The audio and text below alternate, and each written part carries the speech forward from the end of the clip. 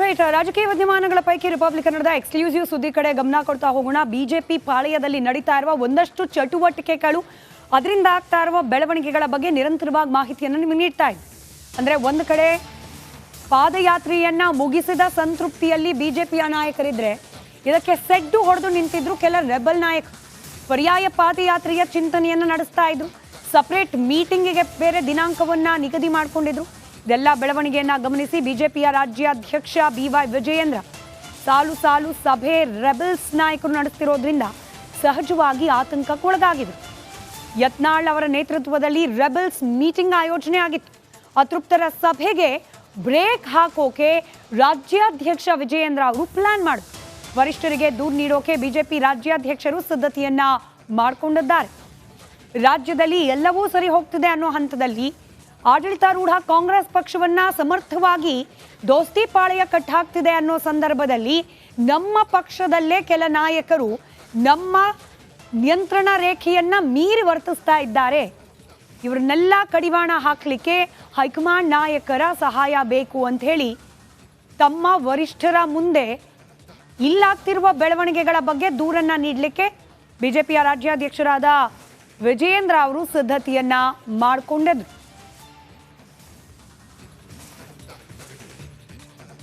ಹಾಗಾದ್ರೆ ವಿಜಯೇಂದ್ರ ಅವರ ಪ್ಲಾನ್ ಯಾವ ರೀತಿಯಾಗಿದೆ, ಯಾವ ರೀತಿ ಟೆನ್ಷನ್ಗೊಳಗಾಗಿದ್ದಾರೆ ರೆಬಲ್ ನಾಯಕರ ನಡೆಯಿಂದ, ಇದೆಲ್ಲದರ ಒಂದು ವರದಿ ಇದೆ, ಗಮನಿಸಿ.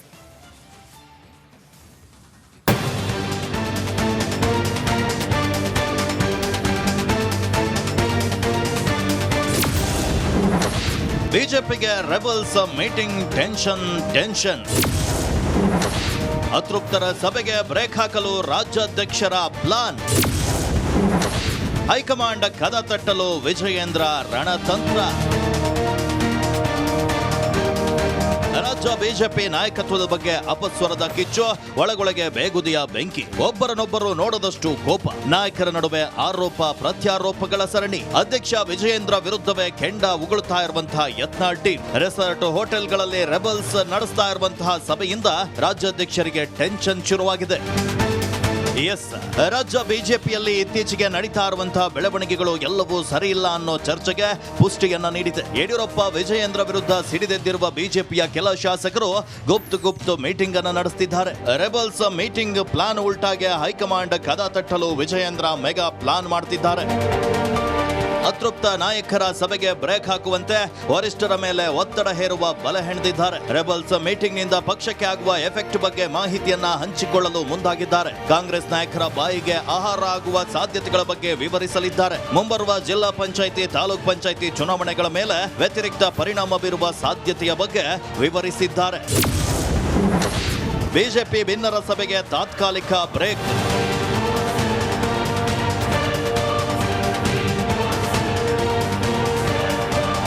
ಬಿಜೆಪಿ ಭಿನ್ನರ ಸಭೆಗೆ ಹೈಕಮಾಂಡ್ ತಾತ್ಕಾಲಿಕ ಬ್ರೇಕ್ ನೀಡಿದೆ. ಆಗಸ್ಟ್ 21ರಂದು ಬೆಂಗಳೂರಲ್ಲಿ ನಿಗದಿಯಾಗಿದ್ದ ಸಭೆ ಹಿರಿಯರ ಸಲಹೆ ಮೇರೆಗೆ ಪೋಸ್ಟ್ಪೋನ್ ಆಗಿದೆ. ರೆಬಲ್ಸ್ ನಡೆ ಬಗ್ಗೆ ಹೈಕಮಾಂಡ್ ಏನೋ ನಿಗಾ ಇಟ್ಟಿದೆ. ಅಂತಿಮವಾಗಿ ಪಾದಯಾತ್ರೆ ನೆಪದಲ್ಲಿ ವಿಜಯೇಂದ್ರ ವಿರುದ್ಧ ಶಕ್ತಿ ಪ್ರದರ್ಶನಕ್ಕೆ ಮುಂದಾದವರಿಗೆ ವರಿಷ್ಠರು ಬ್ರೇಕ್ ಹಾಕ್ತಾರಾ ಅನ್ನೋದೇ ಸದ್ಯದ ಕುತೂಹಲ.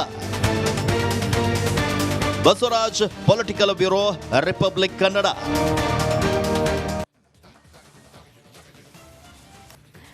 ಕನ್ನಡ ಚಿತ್ರರಂಗಕ್ಕೆ ಕಡೆಗೂ ಹೋಮ ಹವನದ ನಂತರ ಒಂದಷ್ಟು ಪಾಸಿಟಿವ್ ಬೆಳವಣಿಗೆಗಳು ಈ ಅವಾರ್ಡ್ನ ರೂಪದಲ್ಲಿ ಬರ್ತಾ ಇದೆ. ಅಲ್ಲಿಗೆ ಚಿತ್ರರಂಗದ ಸುದ್ದಿಯಿಂದ ವಾಪಸ್ ಬರೋಣ ಪಕ್ಕಾ ಪಾಲಿಟಿಕ್ಸ್ನ ಸುದ್ದಿ ಕಡೆಗೆ. ಇವತ್ತಿನ ಪಕ್ಕಾ ಪಾಲಿಟಿಕ್ಸ್ನ ರಾಜಕೀಯ ವಿದ್ಯಮಾನಗಳ ಪೈಕಿ ಅತ್ಯಂತ ದೊಡ್ಡ ಸುದ್ದಿಯ ಮೂಲಕ ಗಮನಿಸ್ತಾ ಹೋಗೋಣ.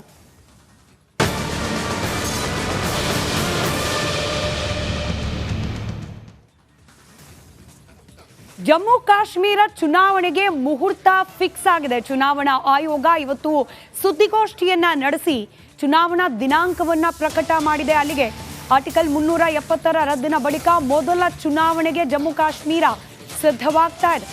90 ಕ್ಷೇತ್ರಗಳಿಗೆ 3 ಹಂತದಲ್ಲಿ ಚುನಾವಣೆ ನಡೆಯುತ್ತೆ. ಪ್ರಧಾನಿ ನರೇಂದ್ರ ಮೋದಿ ಸರ್ಕಾರದಿಂದ ಚುನಾವಣೆಗೆ ಸಿದ್ಧತೆ ಇದೀಗ ಪ್ರಾರಂಭ ಆಗಿದೆ. ಸೆಪ್ಟೆಂಬರ್ 18, 25 ಹಾಗೆ ಅಕ್ಟೋಬರ್ 1 3 ಹಂತದಲ್ಲಿ ಮತದಾನ ಪ್ರಕ್ರಿಯೆ ನಡೆಯುತ್ತೆ. ಅಕ್ಟೋಬರ್ 4ರಂದು ಫಲಿತಾಂಶ ಪ್ರಕಟ ಆಗಲಿದೆ. ಆರ್ಟಿಕಲ್ 370 ನಂತರದಲ್ಲಿ ಒಂದಷ್ಟು ಪೊಲಿಟಿಕಲ್ ಡೆವಲಪ್ಮೆಂಟ್ಸ್ ನಾವು ಗಮನಿಸಿದ್ವಿ. ಚುನಾವಣೆಗಳು ನಡೆದಿರಲಿಲ್ಲ. ಯೂನಿಯನ್ ಟೆರಿಟರಿಯಾಗಿ ಲಡಾಖನ್ನ ಘೋಷಣೆ ಮಾಡಲಾಗಿತ್ತು. ಅದಾದ ನಂತರದಲ್ಲಿ ಇದೀಗ ಲೋಕಸಭಾ ಚುನಾವಣೆ ನಡೆದಿತ್ತು, ಆದರೆ ವಿಧಾನಸಭಾ ಚುನಾವಣೆಗಳು ನಡೆದಿರಲಿಲ್ಲ. 370 ರದ್ದಾದ ನಂತರದಲ್ಲಿ ಇದೀಗ ಚುನಾವಣಾ ಆಯೋಗ ದಿನಾಂಕವನ್ನ ಘೋಷಿಸಿದೆ. 3 ಹಂತದಲ್ಲಿ ಚುನಾವಣೆಗಳು ನಡೆಯಲಿದೆ. ಇದರ ಜೊತೆಗೆ ಹರಿಯಾಣ ವಿಧಾನಸಭೆಗೂ ಕೂಡ ಚುನಾವಣೆಯನ್ನ ಘೋಷಣೆ ಮಾಡಲಾಗಿದೆ. ಹರಿಯಾಣದ 90 ವಿಧಾನಸಭಾ ಕ್ಷೇತ್ರಗಳಿಗೆ ಅಕ್ಟೋಬರ್ 1ಕ್ಕೆ ಮತದಾನ ನಡೆಯುತ್ತೆ. ಇನ್ನು ಈ ರಾಜ್ಯದಲ್ಲೂ ಕೂಡ ಜಮ್ಮು ಕಾಶ್ಮೀರದಂತೆಯೇ ಅಕ್ಟೋಬರ್ 4ಕ್ಕೆ ಫಲಿತಾಂಶ ಪ್ರಕಟ ಆಗಲಿದೆ. ಬಹಳ ಕುತೂಹಲ ಇದ್ದಿದ್ದು ರಾಜ್ಯದಲ್ಲಿ 3 ಕ್ಷೇತ್ರಗಳಿಗೆ ಚುನಾವಣೆ, ಪ್ರಮುಖವಾಗಿ ಬಸವರಾಜ ಬೊಮ್ಮಾಯಿ, ಕುಮಾರಸ್ವಾಮಿ ಅವರಿಂದ ಹಾಗೆ ಈ ತುಕಾರಾಂ ಅವರಿಂದ ತೆರವಾಗಿರುವ ವಿಧಾನಸಭಾ ಕ್ಷೇತ್ರಗಳು. ಸಂಸದರಾಗಿ ಆಯ್ಕೆಯಾದ ನಂತರದಲ್ಲಿ ಶಾಸಕ ಸ್ಥಾನಕ್ಕೆ ರಾಜೀನಾಮೆಯನ್ನು ಅವರು ನೀಡಿರೋದು. ಹೀಗಾಗಿ ತೆರವಾಗಿರುವ 3 ವಿಧಾನಸಭಾ ಕ್ಷೇತ್ರಗಳಿಗೆ ಬೈ ಎಲೆಕ್ಷನ್ಗೆ ದಿನಾಂಕ ಘೋಷಣೆ ಆಗುವ ನಿರೀಕ್ಷೆ ಇತ್ತು. ಆದರೆ ಈವರೆಗೆ ಈ ಬೈ ಎಲೆಕ್ಷನ್ಗಳಿಗೆ ದಿನಾಂಕವನ್ನ ನಿಗದಿ ಈವರೆಗೂ ಮಾಡಿಲ್ಲ ಚುನಾವಣಾ ಆಯೋಗ.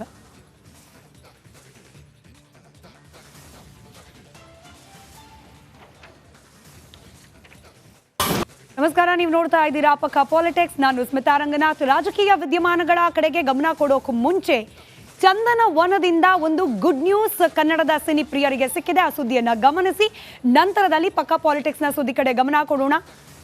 ಕಾಂತಾರ ಚಿತ್ರಕ್ಕೆ ವರಮಹಾಲಕ್ಷ್ಮಿ ಹಬ್ಬದ ದಿನ ಡಬಲ್ ಧಮಾಕ. ರಿಷಬ್ ಶೆಟ್ಟಿಗೆ ಅತ್ಯುತ್ತಮ ನಟ ಪ್ರಶಸ್ತಿ ಘೋಷಣೆಯಾಗಿದೆ. ಈ ವಿಚಾರಕ್ಕೆ ಸಂಬಂಧಪಟ್ಟಂತೆ ರಿಷಬ್ ಶೆಟ್ಟಿ ಪ್ರತಿಕ್ರಿಯೆ ಕೂಡ ನೀಡಿದ್ದಾರೆ. ಈ ಯಶಸ್ಸು ಅಪ್ಪು ಹಾಗೆ ದೈವ ನರ್ತಕರಿಗೆ ಅರ್ಪಿಸ್ತೇನೆ ಅಂತ ಹೇಳಿದ್ದಾರೆ. ಕನ್ನಡದ ಜನತೆಗೂ ಈ ಪ್ರಶಸ್ತಿಯನ್ನು ಸಮರ್ಪಿಸುತ್ತಿದ್ದೇನೆ ಅಂತ ರಿಪಬ್ಲಿಕ್ ಕನ್ನಡಕ್ಕೆ ನಟ ನಿರ್ದೇಶಕ ರಿಷಬ್ ಶೆಟ್ಟಿ ಹೇಳಿಕೆ ನೀಡಿದ್ದಾರೆ. ನನ್ನ ಇಡೀ ಕಾಂತಾರ ತಂಡ ಶ್ರಮ ಇದರ ಹಿಂದೆ ಇದೆ. ವರಮಹಾಲಕ್ಷ್ಮಿ ಹಬ್ಬಕ್ಕೆ ಡಬಲ್ ಧಮಾಕ ಸಿಕ್ಕಿದೆ ಅಂತ ಸಂತಸವನ್ನ ಹಂಚಿಕೊಂಡಿದ್ದಾರೆ. ಸದ್ಯಕ್ಕೆ ನಮ್ಮ ಜೊತೆ ರಿಷಬ್ ಶೆಟ್ಟಿ ಸರ್ ಇದ್ದಾರೆ, ಅವ್ರನ್ನ ಮಾತನಾಡಿಸ್ತಾ ಹೋಗ್ತೀನಿ. ಸರ್, 2 ಪ್ರಶಸ್ತಿ ನ್ಯಾಷನಲ್ ಅವಾರ್ಡ್ಗಳು ಬಂದಿದ್ದಾವೆ. ಯಾವ ರೀತಿ ಇದೊಂದು ವೆಲ್ಕಮ್ ಮಾಡ್ತೀರಾ ಸರ್? ಖುಷಿ ಆಗುತ್ತೆ. ಎಲ್ರಿಗೂ ಥ್ಯಾಂಕ್ಸ್ ಹೇಳೋದಕ್ಕೆ ಇಷ್ಟಪಡ್ತೀನಿ.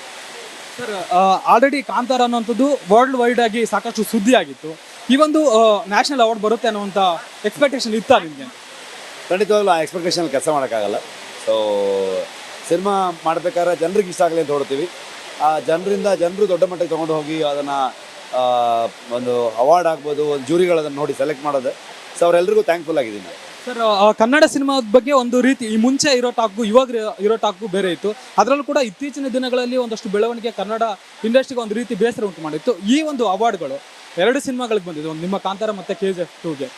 ಯಾವ ರೀತಿ ಇದನ್ನು ಹೇಳ್ತಾರೆ ಸರ್? ಖುಷಿ ಆಗುತ್ತೆ. ಅಂದರೆ ನಿಮಗೆ 2 ಒಂದೇ ಪ್ರೊಡಕ್ಷನಲ್ಲಿ ಬಂದಿರುವಂಥದ್ದು, ಒಂದೇ ವರ್ಷ ಬಂದಿರುವಂಥ ಸಿನಿಮಾ. ಸೊ 2 ಸಿನಿಮಾಕ್ಕೆ ಸಿಕ್ಕಿದಂಥ ರೆಸ್ಪಾನ್ಸ್, ಅದ್ರ ಜೊತೆಗೆ 2 ಸಿನಿಮಾವನ್ನು ರೆಕಗ್ನೈಸ್ ಮಾಡಿದ್ದಾರೆ, 2ಕ್ಕೂ ಪ್ರಶಸ್ತಿಗಳು ಬಂದಿದೆ.